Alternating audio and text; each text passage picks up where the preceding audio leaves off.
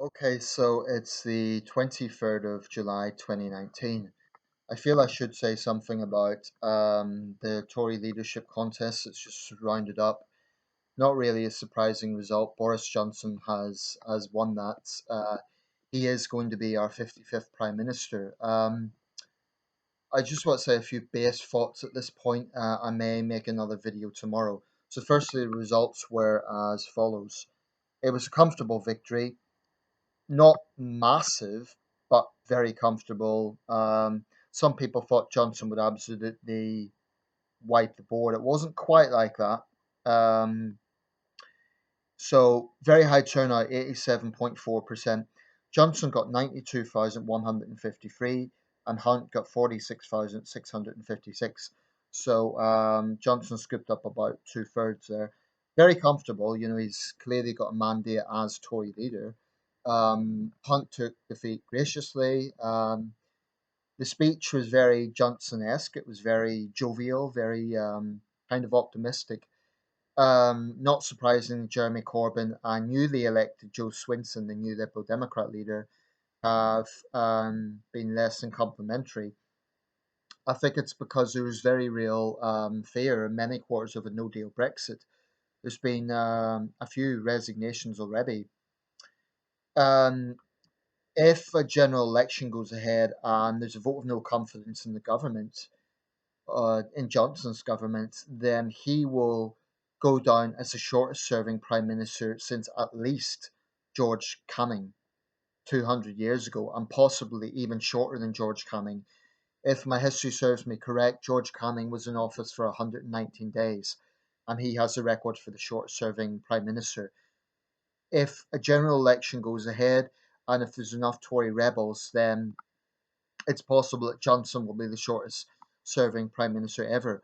However, politics is very uncertain these days, and I remember when Theresa May first got in, she had that honeymoon period, and there was speculation that she would be in office for years, for as long as Thatcher. As it turned out, it wasn't like that. It was just over 3 years. So it could be that people are writing Johnson off too quickly. I do think that this man shouldn't be underestimated. I do think he was a largely successful mayor of London, and I'm going to give him a chance. Personally, I would have preferred Hunt. Not that I'm a Tory voter, I'm not, but I'm going to give Johnson a chance. We need some optimism. We need Brexit to work out. However, the fears of a no deal are very real, and I get a little bit tired of the tunnel vision of hardcore Brexiteers who are like, it's this way or it's a highway. It's kind of this purist mentality, and it's become very tribal and sectarian. Like, unless you agree with no deal, then you're not a true Brexiteer, and that's frankly rather pathetic. This purist dogma that they are putting out. Um, Clearly, Johnson's going to have to deliver Brexit, otherwise, anger is going to grow. That's obvious. And that will be very unpleasant for everyone. I think the most important thing now is stability. The most important thing is for businesses to have some reassurance. Um, there's going to be many areas that I disagree with Prime Minister Johnson on. I mean, he's a conservative. Only yesterday there was another tragic report of a man who had less than £5 and he took his life because of the waiting period on the DWP. So there are many, many areas I take an issue with any Conservative on, because I think that their party, for all the talk of unity and being for everyone, I do not think that they have the most vulnerable in society at heart.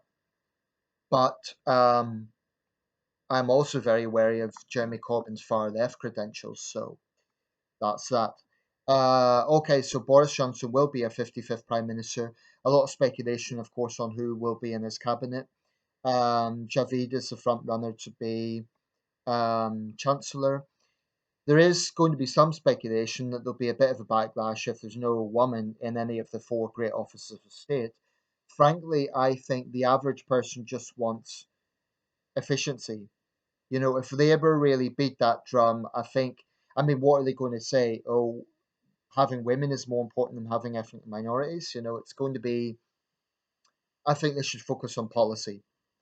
I don't think there should be kind of, oh, we're just going to put a woman in here for tokenism. Of course, there should be women in the cabinet, but I don't think it should be a case of let's have an exact 50-50 quota.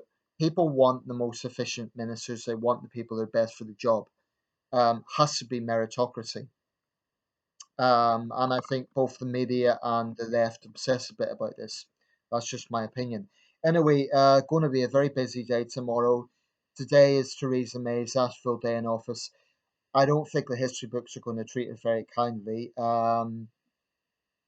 But uh, someone did say it wasn't the chairman of the 1922 committee. It was one of the other Tory grandees said, "I hope we treat our next prime minister more kindly than we've treated this one, or next leader," as he put it. It was Cheryl Gillen, of course, who read out the results. So that's it. A very comfortable victory for Johnson. He was magnanimous in victory. Hunt was magnanimous in defeat. Whether he brings Hunt into his administration or not remains to be seen. I don't think Hunt's in the political wilderness. He's still relatively young, 52. So, I think he still has a role to play in the future. I think Jeremy Hunt is a formidable politician, and I hope that I would like to see him having some role in the future. I quite like Jeremy Hunt as Tories go. So, yeah, I'll leave it there for now. One thing I will say though, I am tired of the B word. Johnson needs to show that he won't just be the Brexit Prime Minister. Yes, he needs to deliver it. Yes, that needs to be solved. But there are many other issues going on, not least our situation in the world, this crisis with Iran, our tensions with China. There are a lot of things going on. And I want to see a very assertive Prime Minister Johnson. Um, Actually, I think Johnson's character, and I might say this more later on, but the fact that he can be a bit politically incorrect, the fact he can be a bit out of the box, can be a good thing. I think one of the problems for May was she was a bit robotic, and the fact that Johnson's a bit of a colourful character. Frankly, we've had polished prime ministers for a long time. Maybe it's time that we do have a prime minister who's a little bit controversial and is prepared to say things that are a little bit controversial, a little bit out of the box. Maybe that's not an entirely bad thing. I mean, he's no Trump. I really don't think you could just make this analogy with Trump and Johnson. No doubt he'll be close to Trump. I'll comment more on that in time. Anyway, as a Remain voting person, I'm wishing Boris Johnson well because it is in all our interests that he does well. So, Prime Minister Boris Johnson tomorrow.